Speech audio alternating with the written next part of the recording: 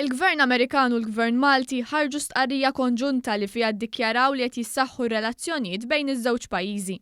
Għalkemm ma saret ebda referenza diretta fl-istqarrija pubblikata s-Sibt, ftit tal-jiem ilu fil-qorti saru numru ta' allegazzjonijiet li se tutaw xi mftiem mod ieħor. L-allegazzjonijiet saru minn Darren DeBono li qed jipprova jwaqqaf azzjonijiet tal-Gvern Malti kontra tiegħu u qed ikun akkużat f'ċirku internazzjonali ta' traffikar taż-żejt. Fl-istqarrija konġunta l-Gvern Malti u l-Gvern tal-Istati Uniti qalu li f'ħidma trasparenti u onesta jaħdmu flimkien f'setturi varji, minn ekonomija u finanzi għal edukazzjoni u kultura, minn konsultazzjoni politika għas-sigurtà reġjonali u kooperazzjoni ta' nfurzar tal-liġi.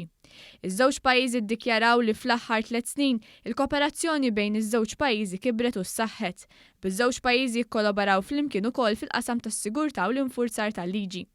Fl-istqarrija Malta u l-Istati Uniti qalu li jaħdmu flimkien biex jinstabu soluzzjoni globali u għal-Mediterran, fosthom fejn jidħlu l-armi, tibdil fil-klima, sigurtà tal-enerġija, traffikar ta' drogi u tal-persuni, migrazzjoni u biex jissaħħu l-frontieri.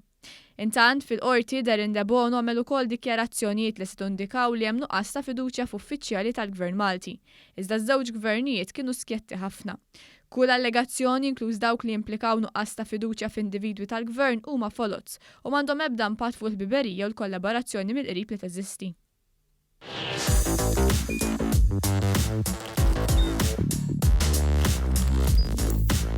Idħol fuq one.com.mt u hemmhekk tista' tara l-programmi kollha li jxandru fuq One permezz ta' One Play.